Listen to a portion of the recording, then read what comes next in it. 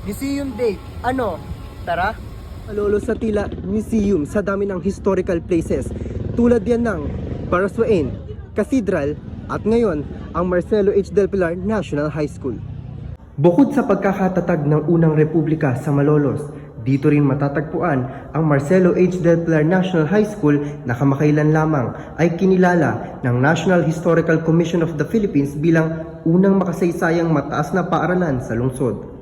Itinatag ang pamantasan ng mga Thomasite o American teachers noong 1903 sa bayan ng Baliwag. Subalit, matapos ang ikalawang digmaang pandaigdig ay muli itong itinayo noong 1950 sa kasalukuyan nitong kinatatayuan at ipinangalan sa Bulakenyong bayani at manunulat na si Marcelo H. Del Pilar. Tunay ngang lahat ng iniingatan at pinahalagahan ay yayabong, tulad na lang ng bayan ng Malolos at ng Marcelo kung saan bida ang mayamang kultura at kasaysayan saan ka man malingon.